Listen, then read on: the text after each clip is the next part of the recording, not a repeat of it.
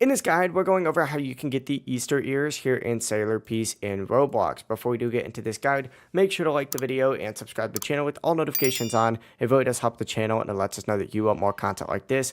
We'd greatly appreciate it. And if at any point throughout this guide you did have any questions, just ask them down in the comment section below and we could help you out further. I'm going to be doing my best to reply to every single comment down there. Now, first things first, go to Easter Island using the teleporter over there. Once you're at Easter Island, follow this little path just like so. Take a right here, and you're going to want to head towards where I am right here. Now, there's two main ways to get the Easter ears.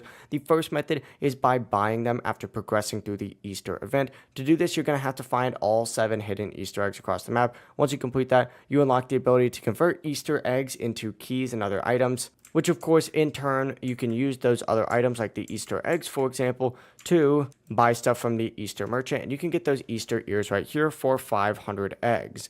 Once you go ahead and do that, you'll have them. But another way to do it is by farming the Easter boss. You can use your keys instead of converting them to just simply spawn in the boss just like so. And then of course, once you spawn in the boss, you just got to take it out and keep farming the boss until you get the Easter ears as a drop. This is usually the faster method since you can farm the boss a little bit more consistently than these freaking eggs. These eggs take so long to farm, it's actually insane. But that is it. Just complete the egg quest, convert the eggs, summon the boss, and then of course just keep farming until you get those Easter ears. If you guys had any questions, ask them down in the comment section below and we could help you out further. I'm going to be doing my best to reply to every single comment down there. Before you do leave this guide, make sure to like the video and subscribe to the channel with all notifications on. It really does help us out. Let's know that you want more content like this. We'd greatly appreciate it. Have a great rest of your day though. Peace.